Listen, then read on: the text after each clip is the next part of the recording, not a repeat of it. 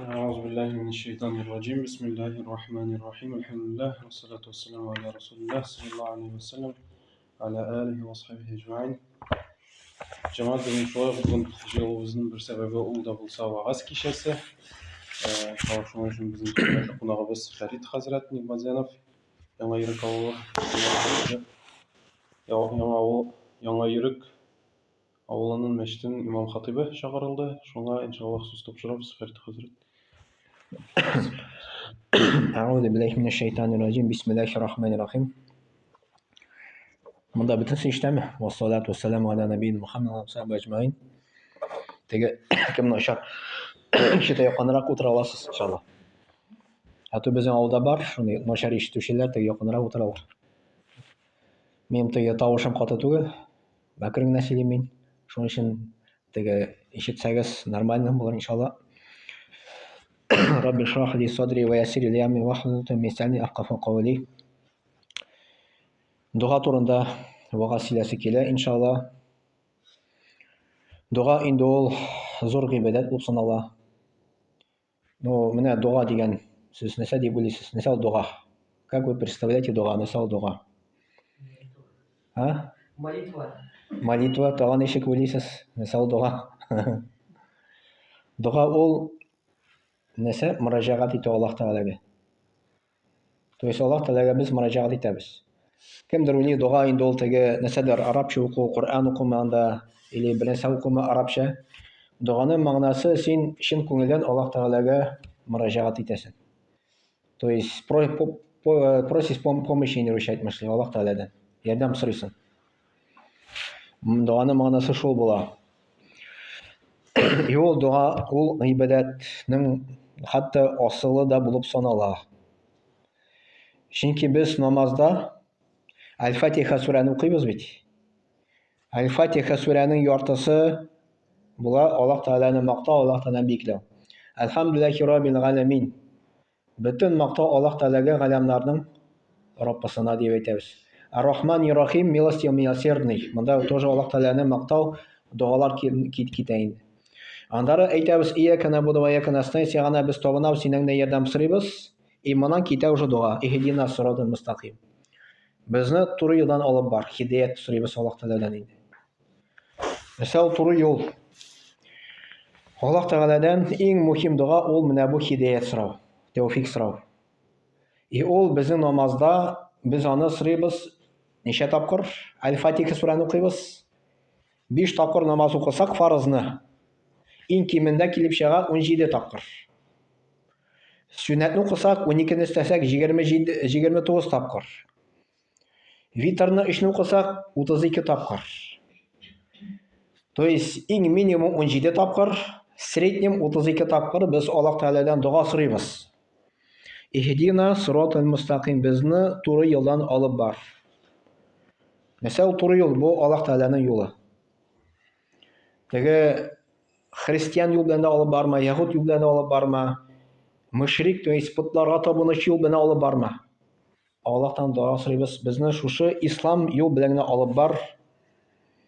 Безне пәйгамбәрләр юллар белән алып бар. Безне изгеләр юллар белән алып бар дибез.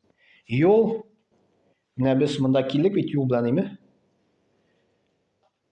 Бу, мәсәлән, кем юлны белми, навигатор куя бит. Ә безнең навигатор, рухи навигатор бар. Рухи навигатор ул була Коръан. Ягъни матди яктан навигатор ул беләбез, ул без аны машинага куябыз. Ә рухи яктан навигатор ул була Коръан. Аллаһның сүзләре. Ягъни тормышта ничек безгә дөрес итеп яшәргә, ничек итеп дөрес итеп тормышны алып барырга. Теге дөньяда нәрсә булачагын, киләчәкне Аллаһ Тәгалә безгә аны әйтә, үткән заманны безгә Аллаһ Тәгалә әйтә анда. И ул безнең туры юл булып тора Коръан. И без шушы Коръан буенча яшәсәк, без туры юлда барачакбыз рухи яктан. И шуны белән без теге дөньяга киткәч, җимәгә керәчәкбез иншаллах. Кызганычка каршы күп кеше дугага бик салкын карый. Бик салкын карый. Бу дуга Аллаһ Тәгалә белән ул безнең теге җип була. То есть веревка Аллаһ Тәгалә белән җип ул дуга кылу. И крепкая связь Аллах белән көчле связь була инде. Илемтә көчле була. Һәм дуганың аның бар достоинстволар, фазилатлары. Беренче достоинство дуганың була, беренче Аллаһ Тәгалә аны әмер итте. Ва қала раббукум удгуни астаҗиб лакум. Әйтте, сезнең Раббыгыз ди, миннән сорагыз ди. Мин сезгә җавап бирәмен ди. Ва идә сәалика гибади ганни фа инни қариб. Әгәрдә минем кулларым минем турында сорасалар, дөреслектә мин якын ди. Уҗибу даъвата дағи идә даган. Дуга кылучының мин дугага җавап бирәм ди. Әл-Бакара сүрәсендә Аллаһ та безгә әйтә. Менә миннән сорагыз ди, мин сезгә җавап бирәмен ди Аллаһ та әйтә. Ничек без сорыйбыз Аллаһ Тәгаләне? Ул бит инде без күрмибез Аллаһ Тәгаләне, күренми ул безгә. Мәсәлән, без кеше белән сөйләшкәндә ул безгә бит инде кире җавап бирә. Аллаһ Тәгалә белән сөйләшкәндә, бу җавап бирәме, юкмы безгә? Җавап бирә. Только без аны ишетмибез. Моңар хадис бар. Коръәндә без, то есть Аль-Фатиха сүрәне укыганда намазда Аллаһ Тәгалә бездә өстән җавап бирә икән. Әйтсәк, Әлхәмдүлиллаһи Раббил галәмин, Хвала Аллаху Господу миров дигән тәрҗемә ителә русча. Аллаһ Тәгалә җавап бирә, минем кулым мине мактады ди. Минем кулым мине биекләде ди. Яңдары иһдина сиротул мустақимга җитәбез, мине туры юлдан алып бар дип сорыйбыз. Аллаһ Тәгалә әйтә, миннән нәрсә сорый, шул булыр ди. Аллаһ Тәгалә бездә өстән җавап бирә, только без аны ишетмибез намаз укыганда. И Аллаһ Тәгалә әйтә, әгәрдә минем кулларым ди, минем турында сорасалар ди, мин бик якын ди. Беләбез, Аллаһ Тәгалә үзе заты белән үстә. Но үзенең күрү белән, үзенең ишетү белән бөтен җирдә. Аллаһ Тәгалә безне ишетә, Аллаһ Тәгалә безне күрә. Аллаһ Тәгаләнең контроле бөтен җирдә. Менә Аллаһ Тәгалә безнең дуаларыбызны ишетә, күрә, белә. Әгәрдә без Аллаһ Тәгалә турында сорасак, мин бик якын ди, Аллаһ та безгә бик якын. Андары дуга ул гыйбадәт булып санала, гыйбадәтнең асылы да булып санала ул дуга. Аллаһу акбар, Аллаһу акбар. Намаз вакыты җитте. Аллаһу акбар, Аллаһу акбар. Ягъни дуганың беренчесе преимущество булды, Аллаһ Тәгаләне әмер итте. Икенчесе преимущество дуганың ул гыйбадәт. Аллаһка табыну. Өченчесе преимущество ул бәла казаны туктата. Мөхәммәд пәйгамбәр саллаллаху алейһи әйтте, дуга сораганда ди, дуга өскә менә ди. Бәла каза килергә тиеш безгә өстән, ул бәла каза белән көрәшә ди. Әгәрдә дуга көчле икән, бәла казаны җиңә, бәла каза килми. Но әгәрдә бәла каза көчле, синең дугаң зәгыйф, слабый. Бәла каза аны белән көрәшеп, дуга белән көрәшеп, бәла каза килә, но бәла каза уже в ослабленном виде килә. Менә мәсәлән, миннән сораганнар бер хатын-кыз, минем ди, сеңнем ди, машинага утырды ди, утыргач дуа кылды ди, но бәрелде ди. Как это понять ди? Дуа кылабыз, машина барасызмы, бәреләбез? Җавап менә шушы хадистә тора инде. Күрәсең, ул дуа кылган, дуа слабый булган. Бәла каза көчле булгандыр. Да бәрелгән, может аңар бәрелеп үлергә язылгандыр. Булгандыр. Монда әзрәк дуа кылып булса да көрәшеп, ул просто бәрелгән, машинаның гына әзрәк инде мәтине булган иде, все шуны белән. Дуаның җавабы күренми, но аның җавабы бар. Без аны просто күрмибез генә. И Мөхәммәд пәйгамбәр саллаллаху алейһи әйтте, дугага җавап өч төрле була ди. Либо бу дөньяда, икенчесе теге дөньяга калдыра кыямәт көне, өченчесе менә әйттем, бәла казадан туктата. Коткара бәла казадан. Из трех одно может быть. Без Аллаһтан сорыйбыз, җавап килми. Аллаһ Тәгалә может аны теге дөнья калдыргандыр. Менә мин хаҗга баргач, хаҗда бит инде самый асылы анда дуга кылу була. Хаҗда дуга кылганның примерно җавап 5% килде микән, юк микән, миңа точно әйтә алмыйм. Аннан күбрәк түгел. Җавап ул булырга мөмкин либо теге дөньяда, теге дөньяга киткәч, кыямәт көндә кеше әйтер икән, күбрәк шундый дугалар булыр, которые дөньяда җавап бирмәде миңа Аллаһ Тәгалә. Чөнки теге дөньяда җавап аңар кайтара әйбәтрәк, күбрәк бирәчәк, җмахны бирәчәк иншалла. Шушы дуга сәбәпле без җмахка да керергә мөмкин иншалла. Ягъни, тагын бер кабатлыйм, дуганың преимуществосы беренчесе Аллаһ Тәгалә әмер итте. Икенчесе дуга ул гыйбадәт. Гыйбадәт булгач, аның өчен әҗр языла, савап языла. Дугага җавап булмаса да, аның өчен савабы була. Һәм өченчесе бәла казаны туктата. Дуганың преимуществосы. Андары дуга аркылы дүртенче преимущество специально Аллаһ Тәгалә поддерживать итә дуга аркылы кешене. Специально поддержка ясый. Дуга ул шундый гыйбадәт, аңар тахарат не обязательно. Тахарат алсаң яхшырак. Дугага җавап көчлерәк була. Но тахаратсыз Аллаһтан дуга сорасаң, ул барыбер кабул була. Гусл булмаса да бар тахарат, гусл булмаса да тахарат булмаса да дуга кылсаң, ул тоже дөрес була. Гусл тахарат булмаса син намаз укый алмыйсың. Но дуга кыла аласың. Дуга сорый аласың.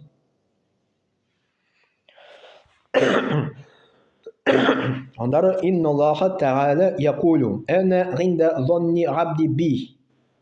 Аллаһ Субхану Тәгалә әйтә: Минем кулым нәрсә минем турында уйлый ди. Вот как Аллаһ Тәгалә без представлять итәбез менә. Как мы его представляем? Дөреслектә мин аның белән бергә ди. Миннән сораса ди, миңа җавап бирәм ди. То есть имеется в виду, как мы Аллаха представляем, если без Аллаһ Тәгаләдән дуга сорадык, ул миңа бар җавап бирми дип әйтсәк, Аллаһ Тәгалә безгә так относится. Без уверены Аллаһ Тәгаләдән дуга сорасак, Аллаһ Тәгалә дә безгә бирә иншалла. Андары дуга ул калыпны чистарта. Менә безнең бар җан дигән нәрсә калып. Калып ул пешерана. Кемдер әйтә бит, мин намаз укырга, мин болай да теге күңел чиста. Теге мисал китереп була, мәсәлән, бер бүлмә или йорт. Чип-чиста без аны юып куябыз икән. Бер айдан керәбез шушы йортка, ул чиста буламы? Чиста булмый ул. Безнең калыбыбыз да, безнең җаныбыз да беренче чиста була алмый, кала алмый, аны чистартырга кирәк. Аллаһ Тәгалә безгә аны чистартырга куйды намаз, чистартырга куйды уразаны, хаҗны куйды, закатны куйды, садаканы куйды, дуга кылу куйды. Шуның белән без җаныбызны чистартабыз. Безнең җаныбыз чистара. Җан чистаргач нәрсә була соң? Кайбер табиблар әйтәләр, кешенең бит инде тәне бар. Тән ничен авырта башлый? Теге тәндәге булган начар матдәләр күп итеп җыелса, ул шлаклар дип атала. Шлаклар күп итеп җыелса тәндә, кеше авырта башлый. Я давление өскә менә башлый, я рак авыртуы барлыкка килә башлый. Любой авырту барлыкка килергә мөмкин инде. То есть безнең организм сбой бирә, потому что ул чистартырга кирәк аны. Шушы шлаклардан инде. Чистарткач кына кеше дәвалана иншалла. Җан ул катлаулырак әйбер, тәнгә караганда, авырак. Тән чирләсә ул бер мәсьәлә. Җан авырса ул авырак килеп чыга. Ни өчен бүгенге көндә кешеләр психологларга чабалар? Бер хәзрәт әйтмеши, Юсуф хәзрәт әйтмеши, бүгенге көндә ди кеше ачтан үлми ди, ашап үлә ди. Элек кеше ачтан үлгән, хәзер кеше ашап үлә ди. Это ладно бер мәсьәлә ди. Бүгенге көндә ди кешенең күбрәк җан тынычлыгы җитми ди.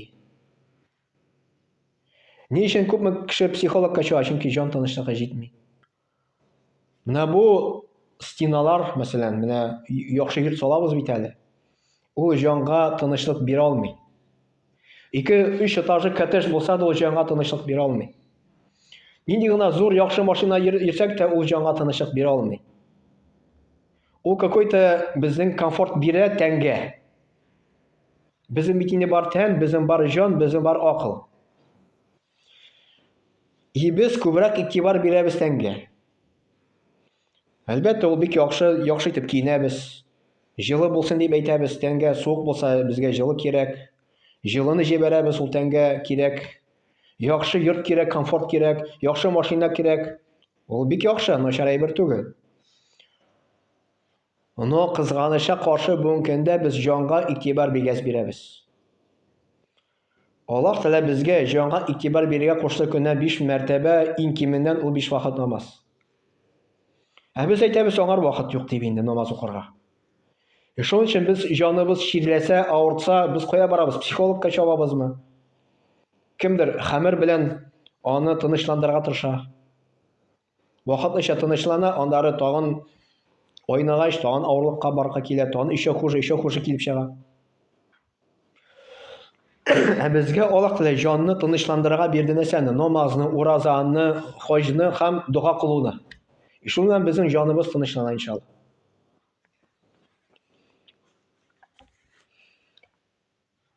Ондары дуга безне, монда урысча мин яздым инде, укыйм, освобождать от привязанности к другому. Безне өйрәтә Аллаһ белән элемтәгә кергән. То есть привязанность к другому освобождает. Без Аллаһның кулына әйләнәбез. Башка куллыктан чыгабыз. Кеше бит инде куллык, ул кул, теге Аллаһның кулы булмаса, он становится рабом другого чего-то инде. Яисә үзенең нәфсенең кулы була. Хәмер кулы була, хатын-кызның кулы була, акча кулы була, акчага табына. Бу именно акчадан, шушы куллыктан чыгара Аллаһның кулына. И кеше чувствует себя намного легче тормышта инде, чем башка нәрсәгә табынга караганда инде. Ягъни тагын бер кабатлыйм, дуга безнең калыбны чистарта. Икенчесе освобождать от привязанности к другому. Өченчесе дуга ул хөрмәтләнгән бер әйбер, бик хөрмәтле әйбер. Из почитаемых Аллаһ кашында. Бик хөрмәтле әйбер Аллаһ кашында. Аннан Мухаммад пәйгамбәр саллаллаху алейһи ва саллям әйтте: "Ад-дугау силахул муъмин." Дуга ул иманны кешенең дие, ул коралы дие. Гибадуд-дин, диннең терәге дие. Ва нуру самавати вал ард, хам күкләрнең, хам җирнең нуры булып санала дие. Менә Мухаммад пәйгамбәр саллаллаху алейһи ва саллям вакытына кайтыйк, сирасына карасак, тормышына карасак. Беренче сугыш булды. Әгәр дә сез аны белсәгез, ул вакытта заманында сугышлар күп булды. Кафирләр килделәр, динне бетерәбез дип, моны инде защита куйырга кирәк, монда инде аны защищать итәргә кирәк, халыкны да һәм динне дә. Беренче сугышка чыктылар, Бәдер сугышына. Кафирләр тарафыннан булды 1000 кеше, гаскәр килде. Мусулманнар тарафыннан 300 ничә кеше булды. Кафирләр тарафыннан булды көчле кораллар, вооружение көчле булды, атлар булды, дияләр булды. Мусулманнарның әле ягына теге аякка басалар, әле бер нәрсә юк. Корал да нормальный юк. Дияләр дә юк, атлар да юк. Монда нишләргә? Аллаһ Тәгаләгә мөрәҗәгать итте. Җылы-җылы Аллаһтан дуга сорады. Сәҗдәләрдән дуга сорады. И беләбез, Коръәндә килә, Аллаһ Тәгалә ялгышмасам 3000 фәрештә җибәрә. Беренче сугышны мусулманнар җиңәләр. Менә дуганың көче нинди. Мухаммад пәйгамбәр саллаллаху нинди гына булмасын, бәла каза киләме, любой ситуация дуга кулланган. Постоянно дуга. И постоянно намаз. Аңар берәр нинди бәла каза ирешә икән, хәбәр килде икән, тоже намаз укый, тоже Аллаһтан дуга сорый. Безгә дә мәсәлән берәр нинди авырлык бәла каза иреште икән, мәсәлән берәр кеше үлеп китте икән туганнардан, Иң беренче дуга кылырга Коръәндә килә, нинди дуга? Инна лиллаһи ва инна илейһи раҗиғун дип. Дөреслекдә без Аллаһныкы һәм дөреслекдә без Аллаһка кайтабыз дип. Бу зура әйтелмәгән, бу кешенең күңеленә тынычлык бирә торган нәрсә икән. Андары бәла каза килеш Мөхәммәд пәйгамбәр намаз укыды. Диядә барганда аңар хәбәр иреште, кемдер үлде дип. Истә түгел инде, ул диядән төшмичә тоже намаз укыды, нафил намазын укыды. Коръәндә дә Аллаһ Тәгалә әйтә: "Сыйныгыз ди сабырлыкка һәм намазга" ди. Ягъни авырлык, бәла каза килә икән, намазга басыйк, намазда дуга сорыйк.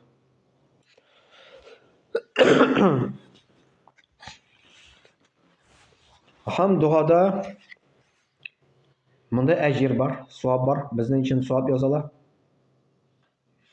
Әгәр дә дөньяда кабул ителмәгән була икән, ул теге дөнья китә. Иншаллах. Андары дуганың әдәпләре бар. Идә дага ахадукум фала якул, Мөхәммәд пәйгамбәр әйтте: "Аллаһумма гфир ли ин шит, ирхамни ин шит, варзукни ин шитта." Мөхәммәд пәйгамбәр әйтте: "Әгәр дә сез берәрегез ди дуга сорасагыз ди, әйтмәгез ди, я Раббым, мине гафу ит дип, әгәр дә теләсәң дип. Миңа рахимне бул, әгәр дә теләсәң дип. Миңа ризык бир, әгәр дә теләсәң дип." Ягъни әгәр дә теләсәң дип әйтергә кирәкми, ярамый. Дуга сора кирәк, я Раббым, миңа моны бир, миңа тегене бир, уверенно сора кирәк. Я Раббым, миңа моны бир, тегене бир, теләсәң, әгәр дә теләсәң дип әйтергә кирәкми. Менә беренчесе әдәп шулай булды. Икенчесе әдәп,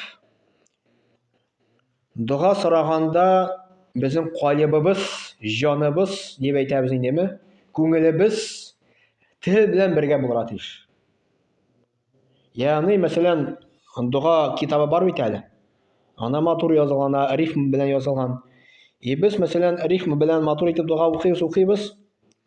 Тел сорый Аллаһтан нәрсәдер, безнең җаныбыз, уебыз әле кайда йөри. Менә ул дөрес түгел. Дөрес кайчан була? Кайчан синең җаның, телең бер, Аллаһтан бер нәрсәне сорый икән. Ягъни син сорыйсың: "Я Раббым, миңа яхшы машина бир" дип. Синең телең, күңелең бергә. "Я Раббым, мине гафу ит" дип, синең телең, күңелең бергә. "Я Раббым, әти-әниләрне гафу ит" дип, синең телең, күңелең бергә.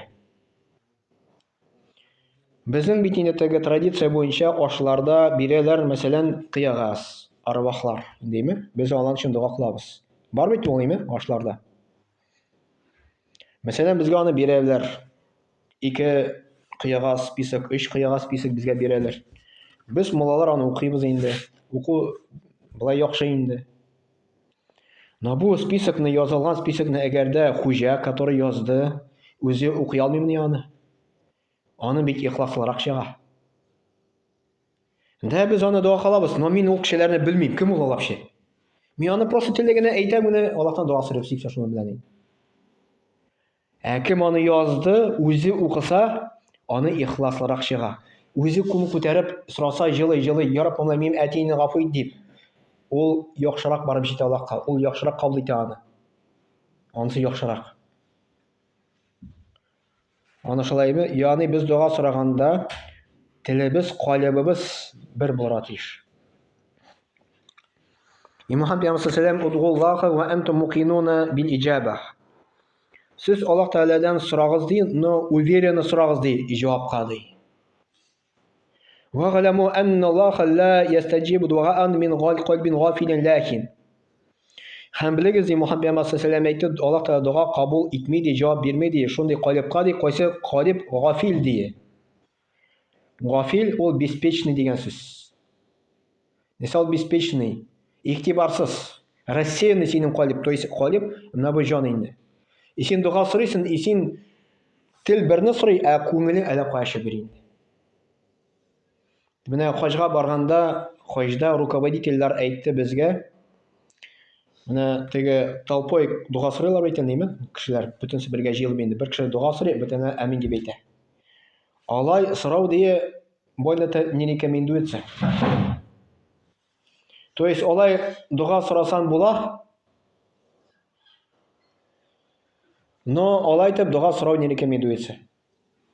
То есть менә бер кеше дуга кыла, башкалар амин дип әйтә. 1-2-3 минут сорасаң була, но анда уже син кеше әллә кая китеп китә. То есть син 5, 6, 10 минут, 15 минут гел бер кеше сорый икән, син амин дип әйтәсең, син уй белән әллә кая китеп барасың. И поэтому рекомендуется дуганы ди хаҗда һәрбер кеше үзе дуга сорарга ди, аерым ди. И бер хәзрәт әйтмешли, кемгәдер ул может Мерседес кирәктер, кемгәдер может Е кирәктер. Анда кемгәдер сыер кирәктер анда. Һәрбер кешенең бит инде күңеле үзенчә бит инде.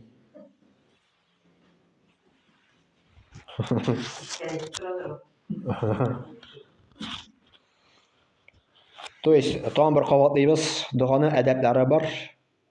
Беренчесе әдәбе, дуга сораганда уверенно сорарга кирәк. Что Аллаһ та җавап бирер. Икенчесе, дуга сораганда синең калбың, синең йөрәгең, җаның тел белән бергә булырга тиеш. Нәрсә син сорыйсың?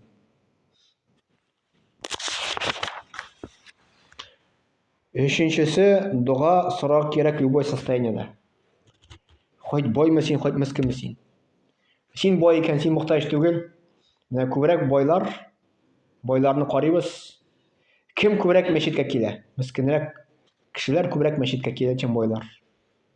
Байлар үзен мохтаҗга санамый. Но без бөтенбез мохтаҗ. Но ярар аның байлыгы бар икән. Сәламәтлек. Күпме байларда сәламәтлекләр юк. Күңел тынычлыгы. Аны бит акча белән сатып алып булмый күңел тынычлыгын. Бер хәзрәт шундый вагаз сөйләде, миңа аны истә калды, күптән инде сөйләгәне. Элекке заманда теге бер әби, карт әби инде. Теге кипкән ипине сухарикны ала да, видимо, ашарга бер нәрсә юк. Булар аш инде, теге мискин. Маныча да ашый. Әйтә, әлхәмдүлилләh, теге күңелдә рәхәтлек сизә. Әйтә ди, теге әгәр дә патшалар ди белсәләр ди, безнең күңелебездә булган бәхет ди. Алар аскарны җыеп ди, шушы бәхетне аларга ди килерләр иде. Но бәхет, күңел тынычлыгы, имеется в виду бу күңел тынычлыгы инде Аллаһның кулында. Син можешь бит мискин булырга, но синең күңел тыныч булырга может. Потому что син Аллаһ белән элемтәгә кергән. Но син бик бай булырга можешь. Но күңел тынычлыгы булмаса, Аллаһ бирмәсә, син хоть күпме бай булсаң да син бәхетсез буласың. Күңелнең тынычлыгы бирә Аллаһ Тәгалә. Мухаммад пәйгамбәр саллаллаху алейхи ва саллям сарраху ан ястаҗиба Аллаһу лаху инда шадаиди вал карби фалюктир дуаа фи ар-рахаи. Бу хадисны Муслим китерә. Әгәр дә син был обрадован, то есть җавап белән дуа кылганда бәла каза килгән вакытта Аллаһ Тәгалә сине обрадовать итте. Җавап бирде. Җавап бирде икән, моннан соң дуганы рәхәт вакытта да кыл күбрәк. Без рәхәт вакытта Аллаһ Тәгаләне онытабыз. Рәхәт вакытта да нәкъ шулай постоянно дуа кылырга кирәк икән. Я Раббым, Алла, син миңа күпме нимәтләр бирдең, нимәтләрне алма инде дип. Нимәтләрне алма, шушы нимәтләр булсын дип шөкер кыл. Я Раббым, Алла, әлхәмдүлилләh дип әйт. Шөкер кылган саен Аллаһ Тәгалә сиңа нимәтләрне үстим ди. Чтобы шушы нимәтләрне югалтмасын өчен кирәк шөкер кылырга. Шөкер кылмасак, нимәтләрне Аллаһ та тартып ала. Ничек шөкер? Галимнар әйтәләр, шөкер кылуның 5 төре бар ди. То есть, имеется в виду, мин дөрес әйтмәдем. Шөкер кылу буенча кеше бүленә 5 төргә. Беренчесе нимәтне танымый. То есть, менә нимәтләрне без танымыйбыз икән. Аллаһ та биргән. Ул шөкер итмәүче дип әйтә. Галимнар. Икенчесе нимәтне таный, но нимәтне бирүчене танымый.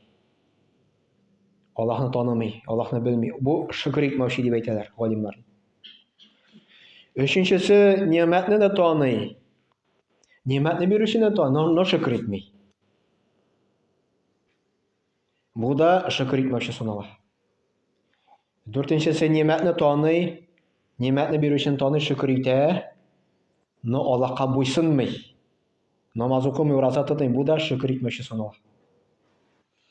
Beshinchisi, ne'matni toniy, ne'matni berishini toniy, shukr etadi. No inshaalloh qabuysina, namoz o'qiy, roza tutadi. G'olimlar aytadi, mana bu shukr etuvchi deydi. Ya'ni tegi 4 tur ul shukr etmay. Allohga shukr, Allohga shukr, Allohga shukr deb aytamiz bit. Ул әле шөкер итү дигән сүз түгел. Аллага шөкер дейсең икән, син Аллах кушканын үтә намаз укы, син шөкер итүче булырсың. Андары шушы Аллахта биргән нимәтне кире синнән алмас. Без яләнгәнбез күзебез белән инде теге күрергә кеше бай икән, теге рәхәт яши икән дип инде. Ә кешенең күңелен без белмибез, ул яшәлгән бит. Аның күңелендә ул может безгә көнләшеп яшидер, мискин кешегәдер. Аның күңеле тыныч түгелдер. Ә күңеле тыныч түгел ни өчен? Аллаһка шөкер итми, намаз укымый. Ә күңеле шөкер итсә, намаз укыса, Аллаһ Тәгалә җан тынычлыгы бирер. Тәнлектә рәхәтлеге бар, мәсәлән, җанда тынычлыгы бирер. Без күбрәк игътибар бирәбез шул тәнгә, җанга игътибар бирмибез кызганыча каршы. Менә Мухаммад пәйгамбәр саллаллаху алейһи ва сәллям әйтте, әгәр дә без сөендерелде икән, Аллаһ Тәгалә безгә сөендерде, бәла каза килгән вакытта җавап бирде безгә дугага, рәхәт хәлдә Аллаһ Тәгаләгә дуганы күбәйтегез ди. Күбрәк дуга сорагыз ди. Аллаһ Тәгалә кеше белән аерыла. Аллаһ Тәгалә сораганны ярата, ә кеше биргәнне ярата. Аллаһтан дуга сорасаң, Аллаһ Тәгалә сөенә, ә кешедән сорасаң, кеше ачулана. Бер-ике эш тапкыр сорасаң, бер мәсәлә, но постоянно сорап торсаң, ул ачулана башлый. Аны бирәсе килми инде. Любой кешенең шулай инде.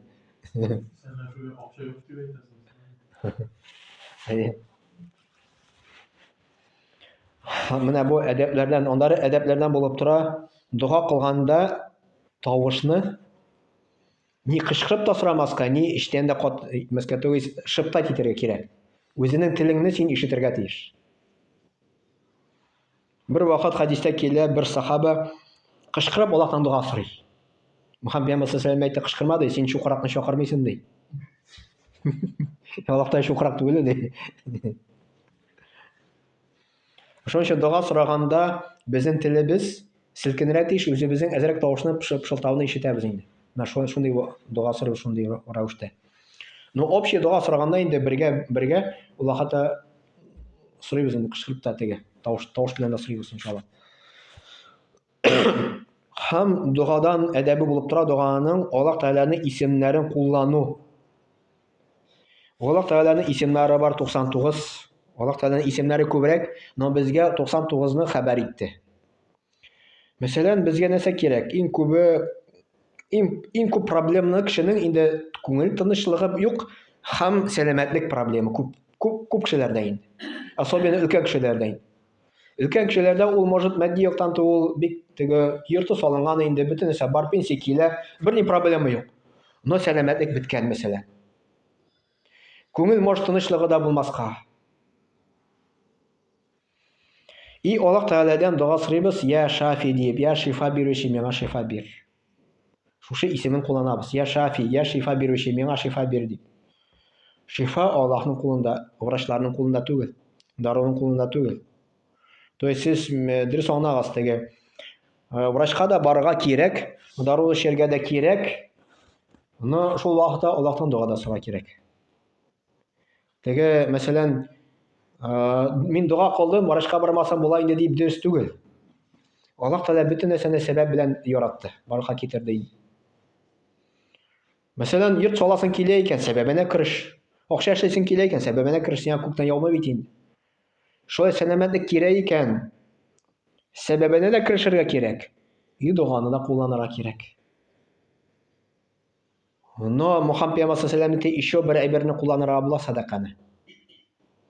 Мухаммад пәйгамбәр саллаллаху алейһи ва сәллям әйтте, авырткан кешеләрне давалагыз ди, садака белән ди. Димәк, садака биргәч тә аның аркылы шифада килергә мөмкин икән. Мисал, мәсәлән, элекке заманда Ул Мөхәммәд пәйгамбәр сәламнән соң булган буган инде ул сахабалар заманы булган микән әйтә алмыйм точно. Или аннан соң табигиннәр заманы булган микән.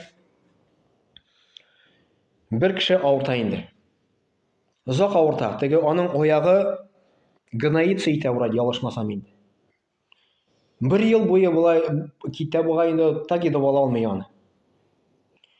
Бер хәзрәт әйтмеши, ул заманда инде теге табиблар да бик көчле булмагандыр инде, теге медицина да бик көчле булмагандыр инде. Ул барган дини галимга. Ну дини галим инде ул медицина ягыннан теге бирмидер теге нәрсәле киңәш. Ул дини яктан киңәш бирде моңа. Ул күрәсең, менә бу кеше авырткан кеше әзрәк состоятельный булган инде. Ул аңар әйткән бар кыены казыттыр. Бәлки шифа килер иншаллах. Ул да үзенең акчасы белән кыены казый. Кыедан күпме кеше су ала, а су араб илләрендә бик проблема. Бүгенге көндә андый проблема булмаса да, монда транспорт алып килә инде, андый ул чишмәләр юк безнең кебек. Но транспорт су алып килә. Ул заманда транспорт булмады, су бик каты проблема иде. Ул кыены казый, и садака итеп аны калдыра. И кешеләр су алалар, и аңар дуа кылалар. Су алалар, дуа кылалар. И күпме кеше дуа кыла, аңа бит җыела, Аллаһ Тәгалә бара. И бу кеше дәвалана. Шуның өчен, мәсәлән, бәла каза килде икән, авыртабыз икән, бөтен чараларны кулланырга тырышырга кирәк. Намаз укып та сәҗдә кылабыз, дуа да кылабыз, садаканы да бирәбез. Еще кулланырга буласа, курбан да чалу. Курбан чалып, итне таратырга була садака бирергә мәсәлән. Аш үткәрсәң дә була. Ашта бит мулла килеп дуа кыла. Әйтәсең муллага мәсәлән, имамга, мин өчен дуа кылы, шифа, Аллаһтан соралы дип инде. Или мәсәлән, даже мин теге бер китапта укыган, шундый мәҗлис бар икән, без дә аны кулланмыйбыз. Теге хатын-кыз балага узды икән, инеме? Балага узды, бала алып кайтырга тиеш, бала алып кайтыр алдыннан мәҗлис үткәрү. Киңәш ителә икән. Аш үткәрү. Ни өчен, чтобы исән-сау бала тусын дим. Бер китапта укыган аны кайчандыр теге, анда язылган. Андары без акыйкада үткәрәбез, теге курбан да чалабыз, таратабыз да.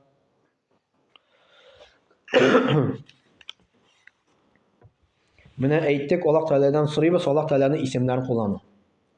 Мәсәлән, машина кирәк икән. Менә хәзрәткә машина кирәк икән. Йорт кирәк икән. Аллаһ Тәгаләнең исемен кулланабыз. Я Гани, я Бой. Миңа байлыгыннан өлешен чыгар, бир инде миңа дип инде. Машина бир миңа, йорт миңа бир дип нашундый дуа сорыйбыз инде. Аллаһ Тәгаләнең исемнәрен куллану. Я Ваххаб, я бүләк итүче, миңа бүләк бир, моны бүләк бир, тегене бүләк итеп бир дип. Аллаһ Тәгалә исемнәрен куллануны ярата. Дәвам итәбез. Армадозмы?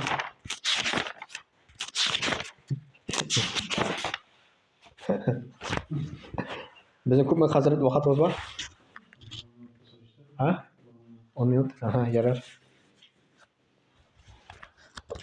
Җәйл хәзрәт әйтмешти, безнең сөйләүчеләр теге сөйләп башласак, безнең тутатып булмый ди. Сөйләүче ул армый ди, теге тыңлаучы ул ара дип әйткән. Так. Андары кулланабыз, шундый вакытлар бар. Кашан Аллаһ та шушы вакытларда яхшырак җавап бирә дуага. Кадер кичәсе безнең кашан? Рамазан аенда.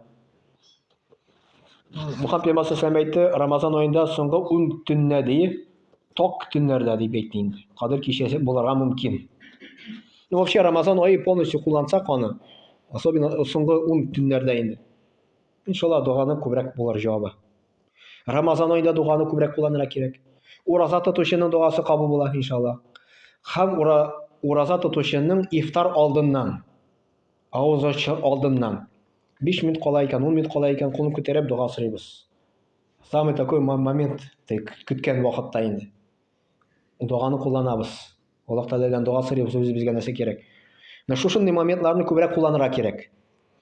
Аннары фарыз намазлардан соң дуа яхшырак кабул ителә. Чөнки син фарызны үтәдең, бу изгелек кылдың. Изгелек кылганнан соң син Аллаһтан дуа сорыйсың. Аннары азан белән икамат арасында. Менә азан әйтте, аннары икамат бар. Менә монда намазга чакыра. Аллаһы бит тиз генә әйтер бит әле. Шуның арасында дуаны куллану.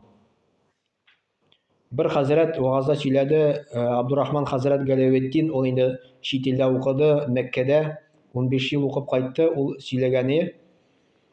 Теге бер казый, инде ул судья, шариатский судья, исламский судья индеме? Постоянно мәчеткә намазга килә, һәр намазга. Яның балалары күп ди. 7-8 баласымы дип әйттем. Бөтен балалар мәчеткә килә, һәр намазга ди. Баланы мәчеткә намазга алып килергә җиңел түгел. Әле үзең дә әле монда килергә җиңел түгел һәр намазга. Монда үзе дә килә, бөтен балалар да намазга килә. Яптырадым ди, в чем причина микән? И как раз оны белән рәттән мин булдым ди, намаз укыр алдыннан инде. Азан әйткәннән соң ул дуа кылган икән, постоянно. Аллаһумма аслих ли нияти ва зуррияти дип. Я Рабб, Алла, минем ниятемне төзәт. Һәм минем нәселемне, минем балаларымны төзәт. То есть имеется в виду яхшы якка төзәт дип дуа сораган постоянно. Сәбәбе шунда дип уйладым ди. Менә ул азан белән икамат арасында постоянно дуаны кулланган. Аннары әтәч кычкырганда, әтәч ул фәрештәне күрә, кычкыра, шул вакытта дуаны кулланыгыз дип Пәйгамбер саллаллаху алейхи ва әйтте. Әтәч кычкырганда ул мияны кулландым постоянно. Где-то 10 ел элек примерно микән. Ул әтәч кычкыра бит постоянно. Иртә белән обычно. Иртәнге намазга барсам кычкыра. И мин аны гел кулландым. Мин хаҗга барасы бик каты килде инде. Әтәч кычкыра, мин Аллаһтан дуа сорыйм, Ярабб, миңа хаҗны бир инде дип. Хаҗны бир. Постоянно 1-2-3 ел шулай кылдым бугай. Ярас миңа Аллаһ хаҗны бүләк итте. Хаҗга барып кайттым. Шушы нәрсәләрне кулланырга тырышырга кирәк. Так, аннары сәҗдә вакытында.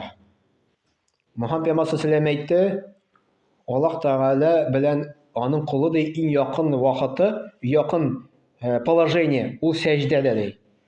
Сәҗдә ул без башны сәҗдә кылабыз бит, намаз укыганда. Шул вакытта кулланырга кирәк Аллаһ Тәгаләдән дуа сорарга. Үзебезнең тел белән дә ярый сорарга сәҗдәдә. Монда инде галимнар арасында мин ишеттем, что монда разногласие бар. Фарыз намазда үзенең тел белән сорарга ярый микән, юк микән дип, кемдер рөхсәт бирә, кемдер юк дип. Но безнең бәлки суннәт намазлары бар, нафил намазлары бар. Пожалуйста, кулланыйк суннәт намазларын, нафил намазларын сәҗдәдә Субхан Раббиял А'ла дип әйттек 3 мәртәбә. И үзебезнең тел белән Аллаһтан дуа сорыйк. Аннары җомга көнне соңгы сәгатьләрдә, особенно соңгы сәгать. Акшам алдыннан. Мөхәммәд Пәйгамбер саллаллаху алейхи ва әйтте, җомга көнне ди, шундый бер сәгать бар ди, Аллаһ Тәгалә шушы сәгатьтә кабул итә ди дуаны ди. Галимнар әйтәләр, бер төркем галимнар әйтәләр, ул җомга вакытында ди, имам хутба сөйләгән вакытында ди. Икенчеләр әйтәләр, монда инде күбрәк мнение, ул җомга көнне соңгы сәгатендә. Да, икенде белән акшам арасы инде. Особенно соңгы сәгате. Җомга көнне. Әйе. Так, аннары мусафирның дуасы кабул була. Сәфәргә чыккач. Сәфәр путник инде. Сәфәрченең ул авырлык. Син күбрәк Аллаһка якын. Машинада барасың икән, кул дуаны Аллаһ Тәгаләдән дуа сора. И хатта машинада барганда нафил намазында укып барып була. Бер вакыт бер хәзрәт белән барабыз машина белән, мин рульдә, ул рәттән торган ди. Алар да нафил намазын укыйк утырып. Нафил намазларны утырып укыра ярый да сәламәт кешегә дә. Теге фарызны ярамый. Сәламәт кешегә утырып укырга. Авыркан кешегә ярый, сәламәт кешегә ярамый. Сәламәт кешегә ярый, суннәт намазларны ярый утырып укырга, и һәм нафил намазларны утырып укырга ярый. Но бер хәзрәт әйтмешни, аның савабы 2 мәртәбә кимрәк була ди. Аннары именно шушы вакытларны нужно күбрәк использовать дуада. Тагын бер кабатлыйм, Кадер кичәсендә. Тагын бер нәрсә әйтмәдем, оныттым. Төннең соңгы 3-нче өлешендә. Ну, любой, даже төннең уртасында да була. Особенно төннең соңгы 3-нче өлешендә. Мөхәммәд пәйгамбәр саллаллаһу әйтте, Аллаһ Тәгалә төннең соңгы 3-нче өлешендә ди, беренче күккә төшә ди, безнең дугаларыбызны кабул итә специально. Аның гафу сораса, гафу итә. Дуга сорасаң, дуганы кабул итә. И шушы вакытны постоянно используйтса бик яхшы, постоянно. Көн сайын төнне торып намаз укысаң, 2 рәкъат, 4 рәкъат анда, или витр укысаң төнгә калдырып инде. Сам яхшы вакыты сәҗдәдә Аллаһ Тәгаләдән дуга сорыйсың. Самый тыныч вакыт. Но әлбәттә торырга авыр, йокы килә, син җиңәсең, торасың, и савабы да бик күп. Яндары дуганы сорарга тырышырга кирәк үзебез өчен. Беренче үзебездән сорыйбыз. Ату кайбер кешеләр списокны укыйлар теге, әти, әни, арвахлар үзен ота. Дуганы куллана башлана үзеннән. Үзең өчен сорыйсың. Нәрсә сорыйсың? И мухим, и беренче от более важного к менее важному. И мухиме хидаят, тәүфик сорыйсың. Аллаһның юлы. Я Рабб, мала мине туры юлга бастыр, мине туры юлда алып бар, мине туры юлдан чыгарма. Ул инде безнең иһдина сиратал мустақим намазда без аны сорыйбыз. Намаздан тыштан да сорасак була иншалла. Я Рабб, мала миңа хидаят, тәүфик бир, мине туры юлда алып бар дип. Иң мухиме шул. Үзебезнең балаларыбыз өчен дә дуганы сорыйбыз. Я Рабб, мала аларны туры юлга бастыр дип. Дуганнар өчен дә сорыйбыз. Андары сорыйбыз, чтобы Аллаһ Тәгалә безнең тәүбәне кабул итсен, безнең гөнаһларыбызны кичерсен. Бик мухим әйбер. Аллаһ Тәгалә безнең гөнаһларыбызны кичерсәк, кабергә китсәк, кабердә бездә ләззәт көтә, рахатлык көтә. Гафу итмәсә, авыр булачак. Андары дуга сорарга кирәк, чтобы Аллаһ Тәгалә безне ла илаха илляллаһ Мухаммад Расулуллаһ дип соңгы сүзләр булсын үлгән вакытында инде.